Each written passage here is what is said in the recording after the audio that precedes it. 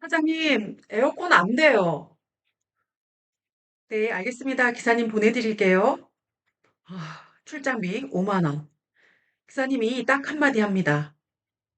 배터리만 갈면 됩니다. 5만 원 그렇게 날아갔습니다. 그런데 여러분, 이건 시작에 불과합니다. 어떤 임차인은 출장비만 내면 끝날 일을 120만 원까지 키우기도 하고요. 반대로 집주인이 무조건 돈을 내야 한다고 생각했던 고장이 사실은 세입자 책임인 경우도 있습니다. 오늘은 제가 실제 임대 관리하면서 가장 많이 봤던 에어컨 분쟁 사례를 드라마처럼 하나씩 보여드리겠습니다. 사례별로 여러분께 퀴즈를 드릴 건데요. 여러분도 같이 한번 맞춰보세요. 과연 이번엔 누가 부담해야 할까요? 자, 지난 영상에서 에어컨 고장 시 누가 비용을 부담하는지 법적인 기준을 설명드렸는데요. 오늘은 조금 다르게 준비했습니다. 실제 현장에서 충분히 일어날 수 있는 사례들을 가지고 여러분도 함께 이건 집주인 책임일까? 세입자 책임일까? 생각해 보시면 훨씬 오래 기억에 남으실 겁니다. 자, 첫 번째 사례인데요. 사장님, 에어컨은 켜지는데요. 바람만 나오고 하나도 안 시원해요. 그래요? 기사님 보내드리겠습니다. 기사님, 필터 청소는 언제 하셨죠? 언제 마지막으로 청소하신 건가요? 음, 한 번도 안 했는데요. 기사님이 필터를 꺼내는 순간 정말 과장이 아니라 먼지가 포슬포슬한 담요처럼 따닥따닥 붙어 있는 거예요. 기사님 이렇게 말씀하십니다. 이 정도면 공기가 거의 못 나가요. 필터를 씻고 10분 정도 말린 뒤 다시 장착시켜 보았습니다. 에어컨 바로 정상 작동합니다. 역시 출장비 5만 원.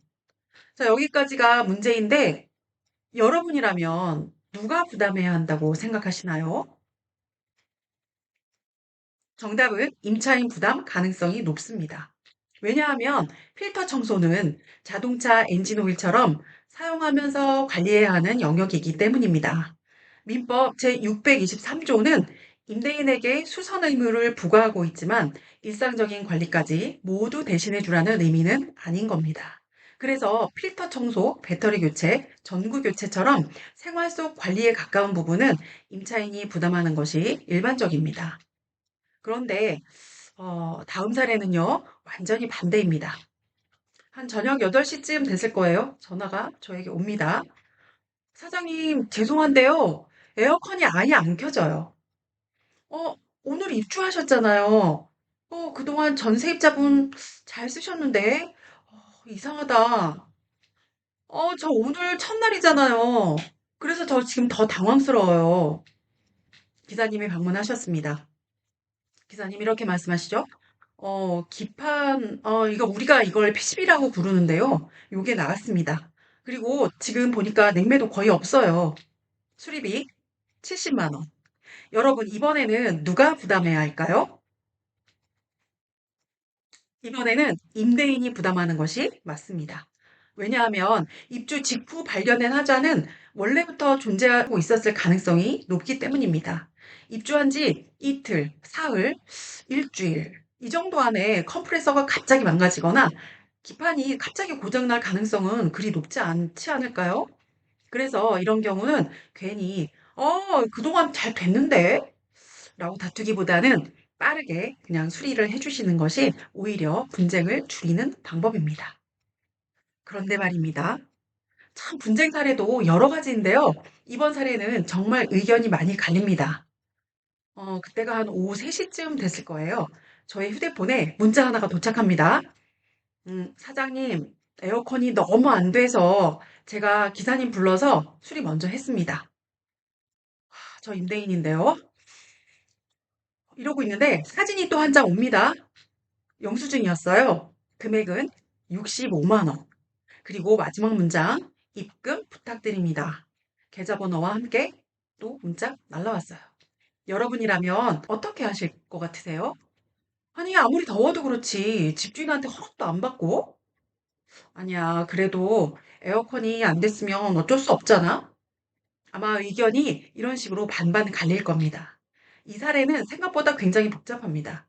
민법 제634조에서는 임차인이 수리가 필요하면 원칙적으로 먼저 임대인에게 알려야 한다고 보고 있습니다. 왜냐하면 수리 방법도 수리 업체도 비용도 임대인이 선택할 권리가 있기 때문입니다. 그런데 임차인이 아무 말 없이 65만 원짜리 수리를 해버리면 임대인은 바로 당황할 수밖에 없죠.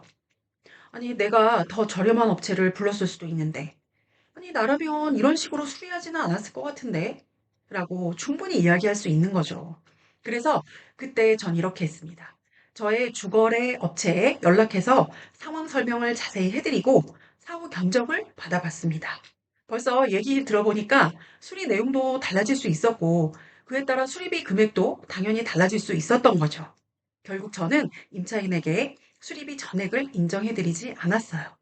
그랬더니 임차인분 약간 당황하시긴 했어요. 근데 제가 차근차근 설명을 해드렸더니 본인이 좀 경솔했던 것 같다고 하시면서 머쓱해 하시면서 저의 제안을 받아들이셨어요.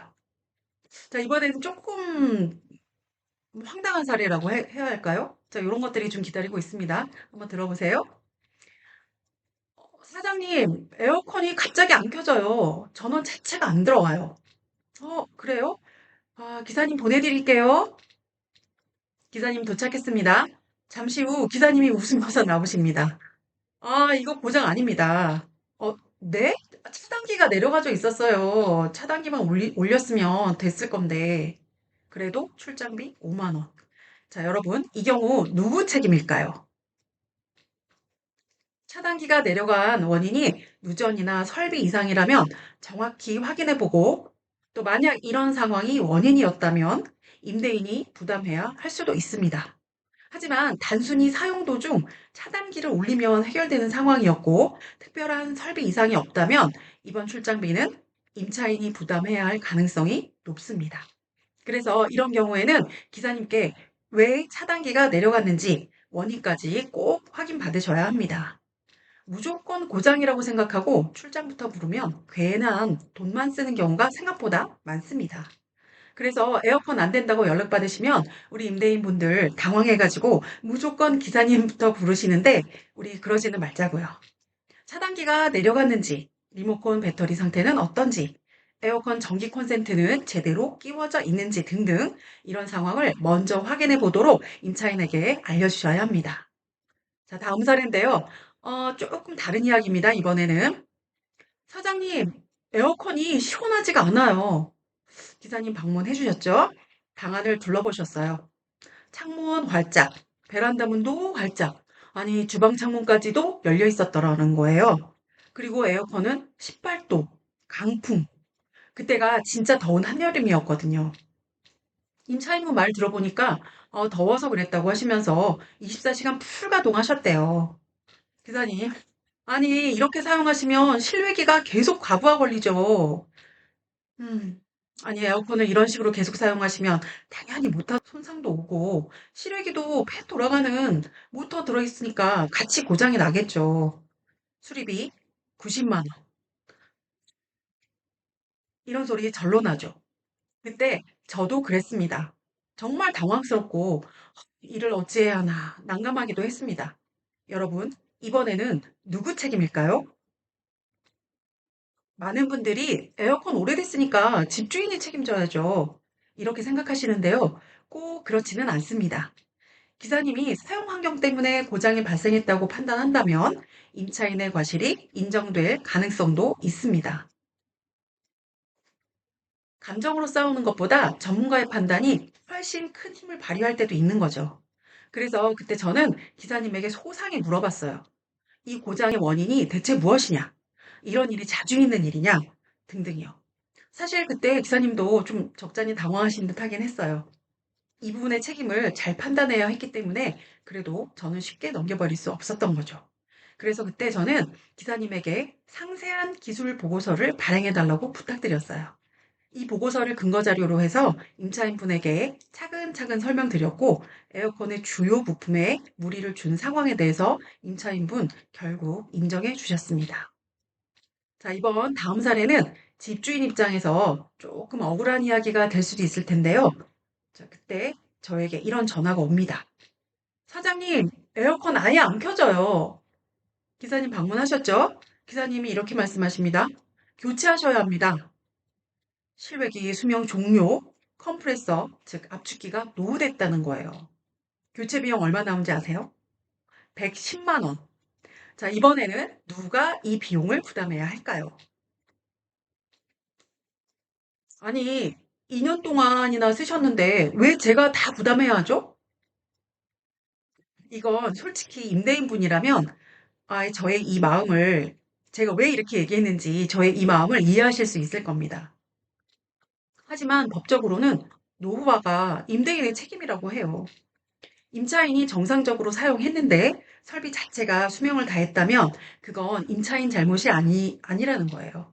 옵션으로 제공한 에어컨이라면 계약 기간 동안 정상적으로 사용할 수 있는 상태를 유지해 주는 것이 원칙입니다. 그래서 이런 경우에는 속은 좀 쓰리더라도 임대인분 그냥 부담하시는 것이 맞습니다. 결국 이 사례들을 종합해보면 누구의 책임인지 판단하는 기준은 정해져 있는데요. 딱 이 네 가지입니다. 잘 들어주세요. 첫 번째, 고장의 원인이 무엇인가? 둘째, 기사님의 점검 결과가 무엇인가?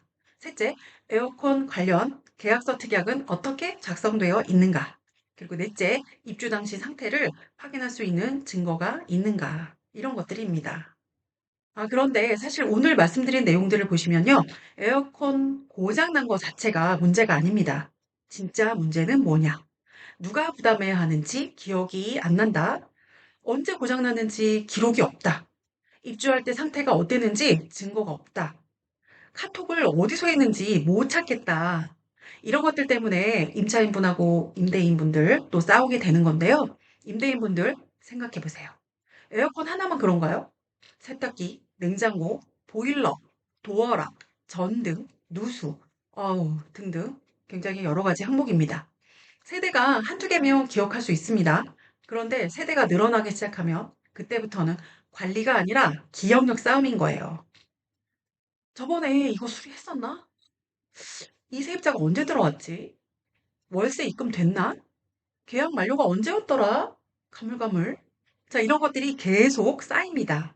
그래서 저는 임대인분들이 조금 더 편하게 관리하실 수 있도록 부동산 임대 관리 서비스를 만들었습니다. 이 서비스는 단순히 월세만 체크하는 프로그램이 아닙니다. 물건과 세대를 한 곳에서 통합 관리하고 계약 만료일, 갱신 시기, 주요 일정들을 자동으로 관리하고 또 월세 입금 현황도 쉽게 확인하고 수리 이력과 유지비 내역도 기록으로 남기고 어떤 물건이 돈을 벌어주고 있는지 수익 흐름까지 한눈에 볼 수 있도록 만들었습니다. 그런데 제가 가장 중요하게 생각한 기능은 또 따로 있습니다. 바로 임대인과 임차인 간의 소통입니다. 왜냐하면 대부분의 분쟁은 수리비가 얼마가 나왔다, 몇만 원이다, 몇십만 원이다. 자, 이런 것 때문이 아니라 그때 그런 말 안 했는데요? 저는 그렇게 들었는데요? 이런 소통 문제에서 시작되는 거거든요. 그래서 기록이 남고 대화가 정리되고 또 관리 내역이 누적되면 분쟁은 줄어들고 관리는 훨씬 편해집니다. 결국 임대사업은 건물을 관리하는 사업이 아니라 사람과 관계를 관리하는 사업입니다. 만약 지금 월세 관리, 계약 관리, 수리 이력 관리, 임차인 소통 관리가 엑셀과 카톡에 흩어져 있어서 임차인분과의 분쟁을 미리 예방할 수 있는 체계가 필요하시다면 아래 고정 댓글 링크를 통해서 상담 신청을 남겨주세요. 현재 관리 방식의 문제점이 무엇인지, 그리고 어떻게 하면 더 편하고 체계적으로 관리할 수 있는지 순차적으로 연락드려서 상담 도와드리겠습니다.